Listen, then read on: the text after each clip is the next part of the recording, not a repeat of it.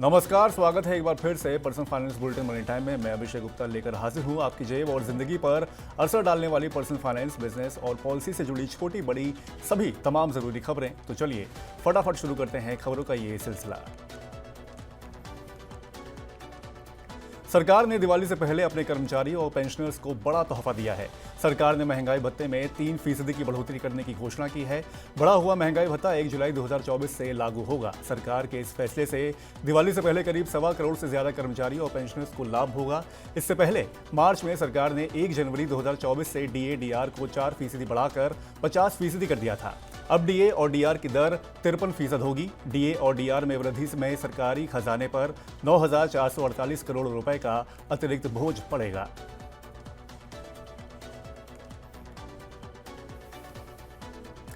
केंद्र सरकार के साथ ही छत्तीसगढ़ सरकार के कर्मचारियों को भी ऊंची दर से महंगाई भत्ता मिलेगा। छत्तीसगढ़ के मुख्यमंत्री विष्णुदेव साय ने राज्य सरकार के कर्मचारियों के महंगाई भत्ते में 4% बढ़ोतरी करने की घोषणा की है। इससे राज्य में अब तक महंगाई भत्ता मूल वेतन का 50% हो जाएगा। इस फैसले से राज्य सरकार के करीब 3,90,000 कर्मचारियों को फायदा होगा। महंगाई भत्ते में ये बढ़ोतरी 1 अक्टूबर से प्रभावी होगी। इससे पहले मार्च की शुरुआत में राज्य सरकार ने डीए में 4% की बढ़ोतरी की थी, जिससे ये मूल वेतन का 46% हो गया था।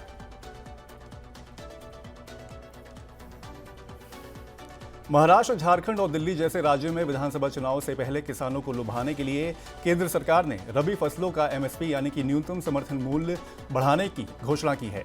मार्केटिंग ईयर 2025-26 के लिए गेहूं का एमएसपी 150 रुपये बढ़ाकर 2425 रुपये प्रति क्विंटल कर दिया गया है। तिलहन के घरेलू उत्पादन को बढ़ावा देने के लिए रैप स्पीड का एमएसपी 300 रुपये बढ़ाकर 5,950 रुपये प्रति क्विंटल, कुसुम का समर्थन मूल्य 140 रुपये बढ़ाकर 5,940 रुपये प्रति क्विंटल, मसूर का समर्थन मूल्य 275 रुपये बढ़ाकर 6,700 रुपये प्रति क्विंटल, चने का एमएसपी 210 रुपये बढ़ाकर 5,650 रुपये प्रति क्विंटल और जौ का समर्थन मूल्य 130 रुपये बढ़ाकर 1,980 रुपये प्रति क्विंटल किया गया है। सरकार ने दावा किया है कि रबी फसलों के एमएसपी में ये बढ़ोतरी किसानों के लिए लाभकारी मूल्य सुनिश्चित करेगा और क्रॉप डाइवर्सिफिकेशन को बढ़ावा मिलेगा। यूएई के साथ फ्री ट्रेड एग्रीमेंट अब भारत के लिए बड़ा सिरदर्द बन गया है। सोने के साथ ही चांदी, प्लैटिनम और खजूर के आयात में आए उछाल ने भारत सरकार की चिंता बढ़ा दी है। इससे घरेलू उद्योग को भारी नुकसान हो रहा है। साथ ही शुल्क छूट का गलत फायदा उठाकर देश में माल डंप किया जा रहा है। भारत सरकार ने यूएई से फ्री ट्रेड एग्रीमेंट के तहत नियमों का कड़ाई से पालन सुनिश्चित करने का अनुरोध किया है। दोनों देशों के बीच फ्री ट्रेड एग्रीमेंट 1 मई 2022 को लागू हुआ था। यूएई से कुछ वस्तुओं के आयात में उल्लेखनीय वृद्धि के बाद भारत ने यूएई से समझौते के कुछ प्रावधानों की समीक्षा करने की मांग की है। यूएई भारत का तीसरा सबसे बड़ा व्यापारिक साझेदार है। दोनों देशों के बीच वित्त वर्ष 2023-24 में 83.65 अरब डॉलर का द्विपक्षीय व्यापार हुआ था। नेशनल स्टॉक एक्सचेंज का प्रमुख इंडेक्स निफ्टी 50 अगले 12 महीने में 27,868 अंक के स्तर को छू सकता है। ब्रोकरेज कंपनी पीएल कैपिटल ने यह अनुमान जताया है। निफ्टी 50 फिलहाल 25,000 अंक के आसपास बना हुआ है।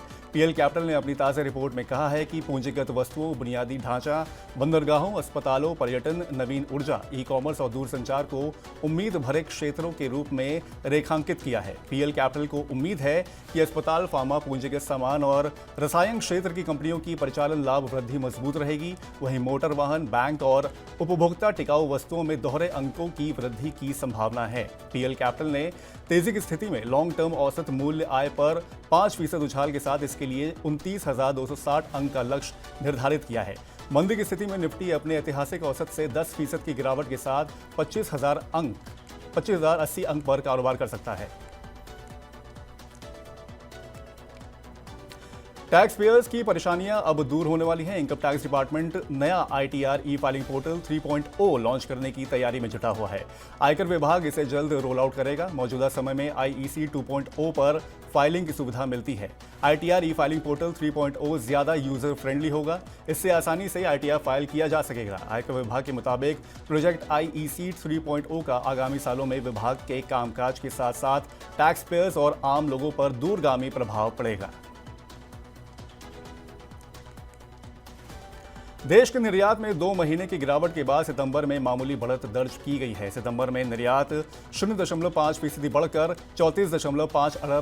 6.58 अरब डॉलर का पहुंच गया है। सितंबर में आयात 1.6% बढ़कर 55.36 अरब डॉलर रहा। सितंबर महीने में व्यापार घाटा यानी कि आयात और निर्यात के बीच अंतर 20.8 अरब डॉलर रहा। इससे पहले अगस्त में ये 10 महीने के उच्चतम स्तर 29.65 अरब डॉलर पर पहुंच गया था।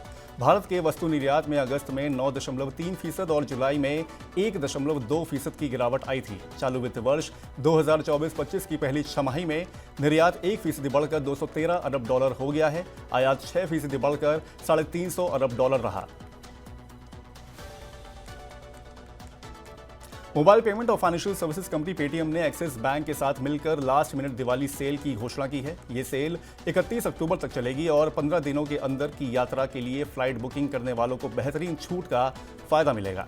पेटीएम यूजर्स घरेलू उड़ानों पर 1200 रुपए तक की छूट और अंतर्राष्ट्रीय उड़ानों पर 5000 रुपए तक का डिस्काउंट दे सकते हैं और ये सेविंग उनके लिए होगी, कस्टमर्स के लिए।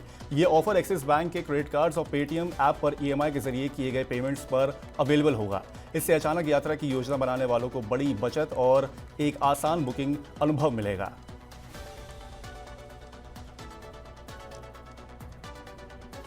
ज्वेलर्स की ओर से लगातार बढ़ रही मांग की वजह से दिल्ली सराफा बाजार में सोने की कीमत 250 रुपए की तेजी के साथ 78,900 रुपए प्रति 10 ग्राम के नए ऑल टाइम हाई पर पहुंच गई। वहीं दूसरी ओर औद्योगिक इकाइयां और सिक्कों निर्माता की ताज़ा खरीदारी के चलते चांदी 1,000 रुपये उछलकर 93,500 रुपये प्रति किलोग्राम हो गई। 99.5% शुद्धता वाला सोना 250 रुपये उछलकर 78,500 रुपये प्रति 10 ग्राम के नए रिकॉर्ड स्तर पर पहुंच गया। व्यापारियों ने सोने की कीमतों में तेजी की वजह स्थानीय ज्वेलर्स की मजबूत मांग को बताया है। इसके अलावा शेयर बाजारों में गिरावट से भी सोने में तेजी को बल मिल रहा है, क्योंकि निवेशकों ने सुनिश्चित निवेश के लिए सोने में निवेश बढ़ाया है। MCX के वायदा कारोबार में दिसंबर डिलीवरी वाले सोने का कॉन्ट्रैक्ट 268 रुपये बढ़कर 76,668 रुपये प्रति 10 ग्राम हो गया। Renewable energy company Gautam Solan ने IPO के जरिए 1,000 करोड़ रुपए जुटाने की योजना बनाई है। कंपनी अगले 1 से 1.5 साल में IPO पेश कर सकती है। IPO से मिलने वाले धन का इस्तेमाल 2 गीगावाट सौर सेल मैन्युफैक्चरिंग परियोजना के लिए किया जाएगा। प्रस्तावित सौर सेल परियोजना 2025 तक अपनी सौर मॉड्यूल मैन्युफैक्चरिंग क्षमता को 5 गीगावाट तक ले जाने की उसकी योजना का हिस्सा है। IPO कंपनी के विकास और नवाचार का भी समर्थन करेगा। 3 चरणों में होने वाले इस विस्तार का पहला चरण नवंबर में पूरा होगा, दूसरा चरण जनवरी में और तीसरा चरण अप्रैल 2025 में पूरा होगा। Hyundai मोटर इंडिया के मेगा IPO से निराश निवेशकों के लिए एक अच्छी खबर है। सौर पैनल बनाने वाली कंपनी वारी एनर्जीज का IPO 21 अक्टूबर को खुल रहा है। कंपनी ने इसके लिए अपना प्राइस बैंड घोषित किया है। 4,321 करोड़ रुपए के इस IPO के लिए वारी एनर्जी ने 1427 से 1503 रुपए प्रति इक्विटी शेयर का प्राइस बैंड तय किया है। यह IPO 23 अक्टूबर को बंद होगा। एंकर निवेशक 18 अक्टूबर को शेयरों के लिए बोली लगा पाएंगे। IPO में 3,600 करोड़ रुपए के ताज़ा शेयर जारी किए जाएंगे। इसके अलावा प्रोमोटर और मौजूदा शेयरधारक 721 करोड़ रुपए की बिक्री पेशकश लेकर आएंगे। तो ये थी आज की प्रमुख खबरें। अब वक्त हो गया है आपसे विदा लेने का। अब आपसे होगी कल मुलाकात। पर्सनल फाइनेंस से जुड़ी खबरों को पढ़ने, सुनने और उनसे जुड़े खास कार्यक्रमों को देखने के लिए आप मनी9 के YouTube चैनल को जरूर कर लें सब्सक्राइब। आज का हमारा मनी टाइम आपको कैसा लगा, नीचे कमेंट बॉक्स में अपनी राय हमें जरूर बताएं। अब मुझे दीजिए इजाजत। नमस्कार, शुभ रात्रि।